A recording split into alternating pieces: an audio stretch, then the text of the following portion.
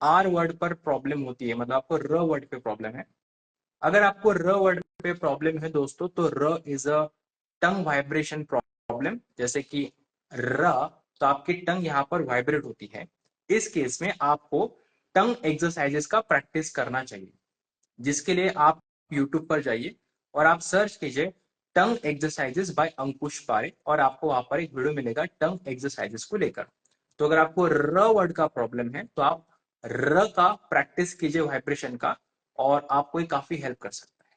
ठीक है sir, confidence कभी फुल होता है और कभी अंडर कॉन्फिडेंट, ऐसा क्यों होता है?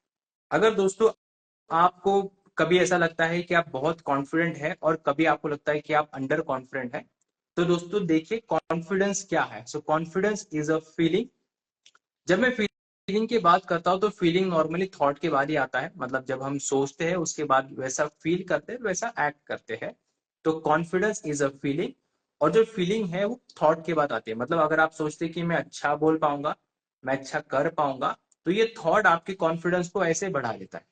जैसे कि अगर आपने किसी मोटिवेशनल वीडियो को देखा तो आपको कॉन्फिडेंस बाय डिफॉल्ट बढ़ता है, क्योंकि वो थॉट लेवल पे आपको हेल्प कर रहा है, और आपका बाय डिफॉल्ट फीलिंग चेंज होता है, उसके बाद आपके एक्शन में आपका कॉन्फिडेंस दिखता है। जब आपका कॉन्फिडेंस कम होता है, उसका मतलब ये होता है कि आपने मन में ये शायद नोटिस करते हैं कि शायद मैं नहीं बोल पाऊंगा, मैं अटक जाऊंगा। उस केस में आपका जो वे ऑफ स्पीकिंग है उसमें आपको कॉन्फिडेंस कम दिखता है। अब इसमें आपको मैं दो चीजें बता सकता हूँ। पहला है कि आप अपने थॉट लेवल पे ही मैं कॉन्फिडेंट हूं, इस कंसेप्ट को फिट कर लो कि मैं बोल पाऊंगा या मैं कॉन्फिडेंट हूं। आपको सबसे पहले ये करना चाहिए। सेकंड, आपका जो कॉन्फिडेंस है वो आप अपनी बॉडी से शो करना स्टार्ट कीजिए। जैसे कि कॉन्फिडेंस की अगर मैं बात करूंगा, तो कॉन्फिडेंस जब हम शो करते हैं दोस्तों, तो नॉर्मली हमारा कॉन्फिडेंस हमारे स्माइल से दिखता है, हमारे हैंड ओपन होने से दिखता है, हमारे एक्सप्रेशन से दिखता है, और हमारा ओवरऑल बॉडी पोस्चर से आपका कॉन्फिडेंस नजर आता है। तो पॉसिबली जब भी आपको कभी अंडर कॉन्फिडेंट लगे, तो आप अपने बॉडी को इस तरह से दिखाओ कि आप वो एक्चुअली वो हो, भले ही आप अपने अंदर वो नहीं हो। तो बेसिक्स ही है चीज कि आपको अपने थॉट लेवल पे अपने कॉन्फिडेंस को एक्सपीरियंस करना है या बार बार रिपीट करना है। And the next point is कि आपका जो बॉडी है, आप उस बॉडी के साथ भी उसको एक्सपीरियंस कर सकते हैं। तो ये आपको हेल्प कर सकता है। तो कभी भी आपको ऐसा नहीं लगेगा कि कभी कॉन्फिडेंट है और कभी आप अंडर कॉन्फिडेंट है।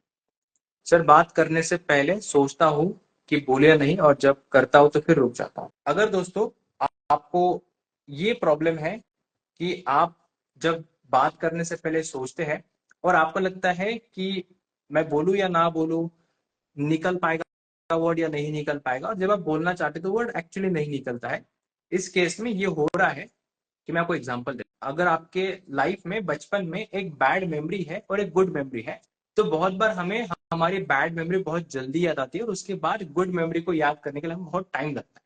तो वही दोस्तों हमारे सेंटेंस के साथ भी होता है कि जो निगेटिव सेंटेंस है वो हमें बहुत देर तक याद रहता है, और जो पॉजिटिव सेंटेंस है आप उसको जल्दी भूल जाते हैं। तो होगा या नहीं होगा में नहीं होगा पे ज्यादा आपका माइंड फोकस करता है, क्योंकि वहां पे ना ज्यादा आपका मेमोरी या इमोशंस या वो डर छुपा है, जो डर एक अलग फॉर्म में आपके माइंड में सेव हो जाता है। तो जब आप बोलते हैं कि करूं या ना करूं, तो आपका ज्यादातर माइंड ना करने पर फोकस करता है, क्योंकि आपके माइंड को लगता है कि यार आप बेवजह कंफर्ट जोन से बाहर क्यों निकल रहे हो। क्योंकि अगर आपका माइंड में ये कंफ्यूजन चलता है कि करूं या ना करूं, तो माइंड हमेशा ना करने के ऊपर ज्यादा फोकस करता है। ऐसा क्यों? क्योंकि माइंड का अल्टीमेट गोल है कंफर्ट जोन में रहना। क्योंकि अगर आप कंफर्ट जोन से बाहर जाते हैं, तो कंफर्ट जोन से बाहर दोस्तों आपका एक डेंजर जोन बनता है, जहां पर आप कंफर्टेबल नहीं है। मैं एग्जांपल देता हूं। अगर आप कभी स्टेज पर गई नहीं है और आप फर्स्ट टाइम स्टेज पर जाना चाहते हैं, तो माइंड आपको बहुत सारे रीजन देगा कि आपको स्टेज पर क्यों नहीं जाना चाहिए।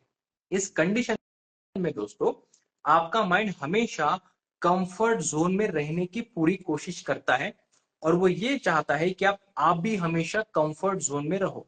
तो अगर आपके माइंड में ये आ रहा है कि मैं करूं या ना करूं, तो आपका माइंड आपको बाय डिफॉल्ट ये बता रहा है कि मत जाओ, मत करो।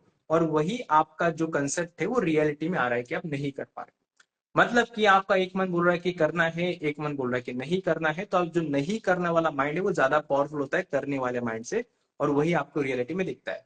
मतलब कि आप हल्का सा मोटिवेट हो गए हैं किसने बताया कि नहीं बोलना है करना है, और आप वहां पे जाते भी है, फिर भी आपको जो माइंड है, बैक ऑफ द माइंड आपको बार बार ये बता रहा है कि आप जाओ मत, करो मत, और फिर जब जाते हो और शुरू भी करते हो तभी भी आपका जो माइंड आपको रोक रहा है कि अभी भी मत बोलो।